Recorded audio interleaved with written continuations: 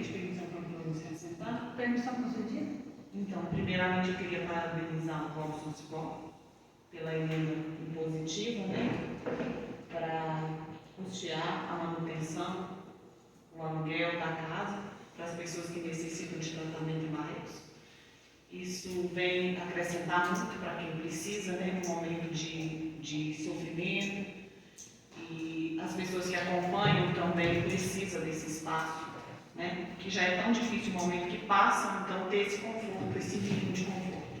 Então fica aí registrado meus parabéns, né, pela sua emenda impositiva nesse sentido. E assim, sobre o requerimento com relação à convocação do senhor Eurico Lopes da Fonseca, eu acho importante ele vir a esta casa prestar esclarecimentos à população, porque assim, muitas vezes postam em grupos comentários, vídeos, e nem sempre todo mundo consegue acompanhar a tempo e a hora. Então eu acredito que na casa do povo, né, no poder, na Câmara Municipal, é o espaço para que isso seja exposto de forma clara, correta, né, para a população. Então eu acredito que precisa sim prestar esclarecimento sobre tudo que tem acontecido com relação à água no nosso município. Falta explicação, né? Eu percebo que o povo está inseguro com a água que está consumindo. E assim, não está tendo a explicação como deveria, né? A água ainda continua chegando nas casas, por mais que nós hoje tenhamos ido lá, fomos lá, mesmo assim a população precisa ouvir dele. Ele precisa vir a essa casa prestar esclarecimentos.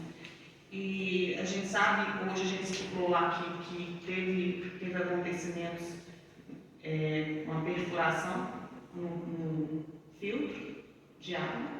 A gente sabe que teve a questão da vazão que aumentou. Então são fatos, foram muitas explicações que o Joaquim deu para a gente lá hoje, que a população precisa tomar conhecimento.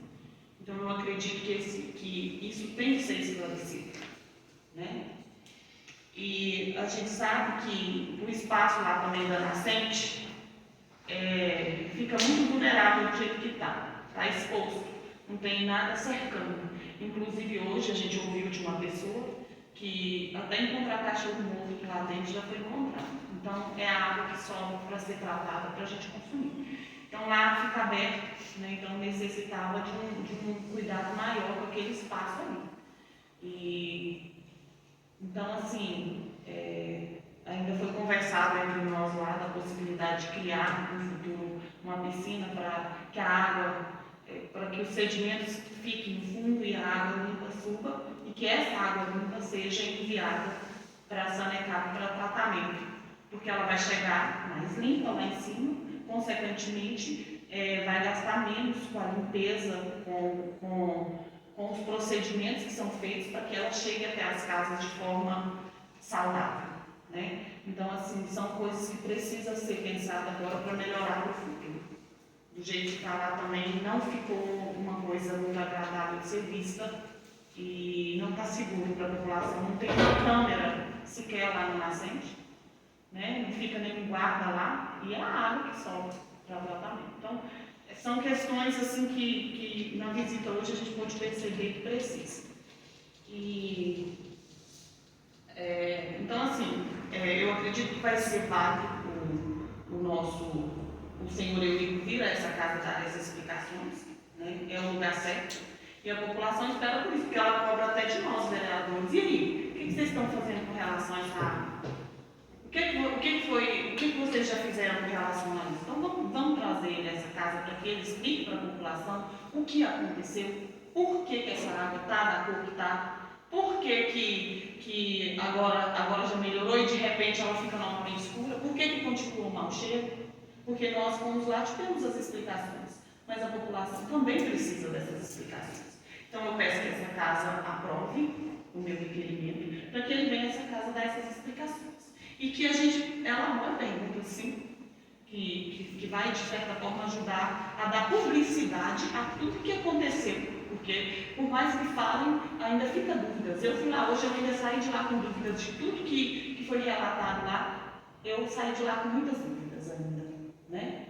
E o povo merece explicações. Só isso no momento. Senhora Presidente, permissão de pronunciar sentado. Então, vereador Robson Cipó, você tem meu apoio nesse projeto de lei. O que acontece? Geralmente dá ponto facultativo no dia que é feriado, mas a escola, como tem seu calendário próprio, ela não segue. Aí, os servidores do administrativo, conforme foi pontuado pela vereadora, eles vão acatar o ponto facultativo. E o professor vai trabalhar, porque ele não acompanha. Né? Então, assim, vira uma bagunça. Como assim? É feriado ou não é feriado?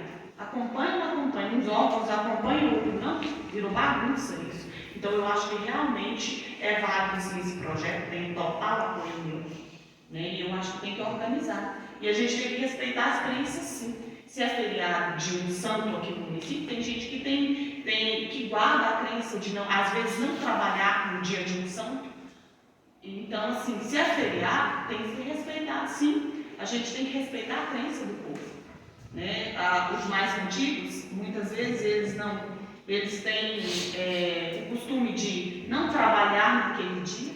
Então, quando você troca, você altera isso aí. Então, não está respeitando a crença. Então, eu acho sim que tem que revogar esse direito que o prefeito tem com relação a esse decreto. E tem total apoio, sim. Né? Senão vira bagunça. A senhora pode me falar se na escola teve aula no dia de São Sebastião? A senhora pode responder para nós, né? Não sei. Então, respeitou o calendário? Pois é, mas é porque a escola não é o executivo que faz. Então é isso que eu estou tentando fazer para vocês entenderem. O que tem que ser respeitado não pode ser ponto facultativo e uma classe trabalhar e outra classe não trabalhar, só de administrativo trabalhar. Essa coisa interna é bagunça. Isso é o meu ponto de vista. A senhora está entendendo errado, porque então há não seu posicionamento, então essa troca ela é válida. Porque na quinta-feira. Você interpretou errado, ela não é válida do meu ponto de vista. Porque não é isso. Olha, Poliana, independente dessas questões que você pontuou, o calendário escolar, ele observa os feriados para ele ser construído.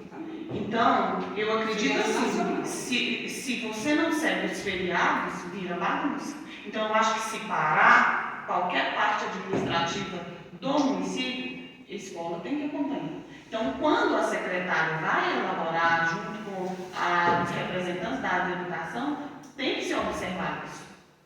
Né? Para andar junto, porque o que já aconteceu aqui? Às vezes tem órgãos que quer liberar, que é ponto facultativo, e a escola trabalha. Atrapalha as próprias pessoas que têm que deixar os filhos na creche para trabalhar. Então, isso aí, o que eu estou questionando é o seguinte: eu acho que tem que ser revogado sim.